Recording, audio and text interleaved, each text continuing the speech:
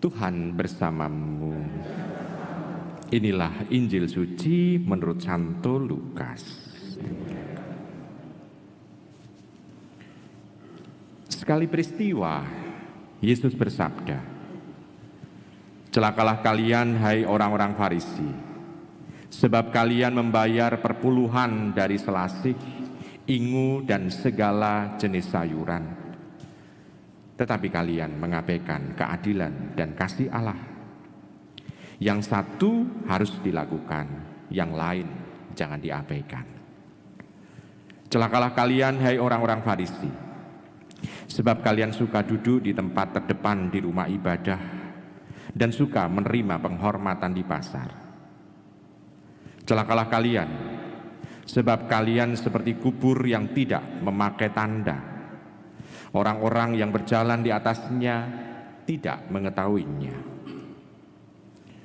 Seorang ahli Taurat menjawab, "Guru, dengan berkata demikian engkau menghina kami juga." Tetapi Yesus berkata lagi, "Celakalah kalian juga, hai ahli-ahli Taurat, sebab kalian meletakkan beban-beban yang tidak terpikul pada orang, tetapi kalian sendiri tidak menyentuh beban itu dengan satu jari pun." Demikianlah sabda Tuhan.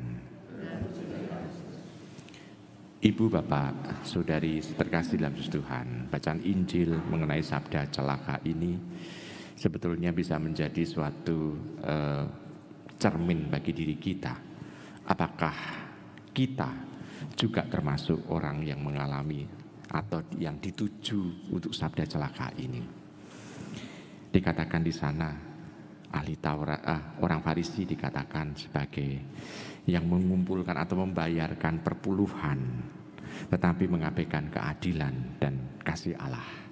Di sana yang diungkapkan adalah orang sudah merasa bahwa dia sudah mengikuti sabda Tuhan kalau sudah membayar perpuluhan. Bahkan juga kadangkala ada khotbah yang mengatakan bahwa perpuluhan itu adalah salah satu dari sikap melaksanakan firman Tuhan. Sehingga banyak orang yang istilahnya menjadi pengikut Tuhan itu lebih mengutamakan pokoknya yang penting saya sudah bayar perpuluhan. Ibu, bapak, saudara kasih, ada satu pertanyaan, untuk apa Tuhan membutuhkan perpuluhan? Apakah Tuhan itu kurang kaya sehingga kita harus memberikan perpuluhan? Tuhan sudah maha kaya. Lalu perpuluhan itu untuk apa? Sebetulnya perpuluhan yang diharapkan pada zaman itu adalah untuk supaya demi keadilan. Karena ada suku Lewi yang tidak mendapatkan tanah, sehingga suku Lewi itu sebagai bangsa imam itu harus mendapatkan hak dari hasil tanah orang-orang Israel pada waktu itu. Sehingga mereka mendapatkan perpuluhan. Nah, kalau zaman sekarang perpuluhan untuk apa? Ya, untuk supaya orang yang mengalami penderitaan, orang yang mengalami hidup sengsara juga mendapatkan hak untuk hidup semartabat dengan semua manusia yang lain. Sehingga orang bisa saling berbagi. Dan sebetulnya orang menjadi lupa sebetulnya dalam bacaan ini. Orang pokoknya yang penting bayar. Padahal intinya adalah orang berbuat kasih, orang berbuat keadilan. Dengan memberikan perpuluhan ini bukan pertama-tama uangnya yang banyak, bukan, tetapi aspek sikap di dalam dia berbagi itu. Sehingga orang tidak lagi memikirkan saya sudah bayar perpuluhan, tetapi saya mau melakukan keadilan, saya mau melakukan kasih Tuhan secara konkret kepada orang-orang yang menderita yang dihadapinya. Jadi hanya perbedaan sudut pandang dari orang-orang Farisi pada waktu itu. Karena orang Farisi yang penting bayar perpuluhan, setelah itu dia melakukan tindakan-tindakan mungkin semena-mena dengan yang lain. Dan itu yang mendapatkan sabda celaka. Ibu, bapak, saudara, saudara terkasih dalam Tuhan. Sedangkan bagi orang ahli Taurat di sana dikatakan kalian meletakkan beban-beban yang tidak terpikul pada orang, tetapi kalian sendiri tidak menyentuh beban itu dengan satu jari pun.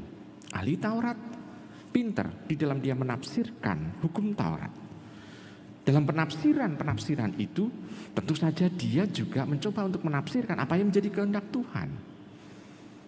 Dan seringkali ahli Taurat saking pinternya dia bisa membuat sedemikian rupa sehingga orang tergerak hatinya untuk melakukan sesuatu. Padahal dirinya sendiri yang berkhotbah, yang menafsirkan itu tidak pernah melakukannya. Jadi koyo gajah dibelangkoni itu, atau NATO, not action, talk only. Jadi hanya bisa berbicara saja. Nah, ibu bapak, saudara terkasih dalam Tuhan. Maka kalau kita mencoba untuk jelentrehke sabda Tuhan itu, kita juga bisa bertanya-tanya, apakah saya sudah melakukannya? Dan kritikan ini sebetulnya ada kritikan untuk kami juga para imam. Sebelum kami itu mengkhotbahkan sesuatu, kami harus bisa menghidupinya terlebih dahulu. Bukan justru kami memaksakan kehendak, itu seolah-olah menjadi kehendak Allah, sedangkan kami sendiri malah menjauhi sabda itu. Nah, ibu bapak, saudari, saudara terkasih dalam Tuhan. Maka bacaan ini sebetulnya menjadi cermin bagi diri kita. Lebih baik kita melakukan apa yang menjadi kehendak Tuhan terlebih dahulu sebelum kita misalnya itu mendalami sabda-sabda yang tertulis atau hukum-hukum yang tertulis dalam kitab suci. Karena dalam kitab suci pasti ada beberapa teks-teks hukumnya, tetapi kitab suci tidak bisa dikatakan sebagai kitab hukum. Sedangkan kita yang penting adalah bagaimana kita bisa membawa Tuhan, seandainya Tuhan datang dalam peristiwa kehidupan kita, kira-kira Tuhan mau melakukan apa?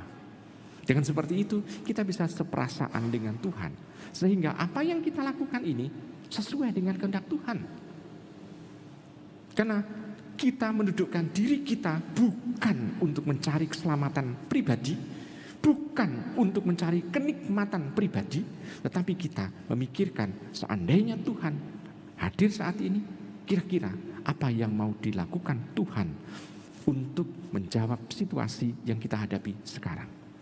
Dengan seperti itu, kita mampu untuk menjadi pelaku-pelaku dari rencana Tuhan untuk kehidupan yang nyata.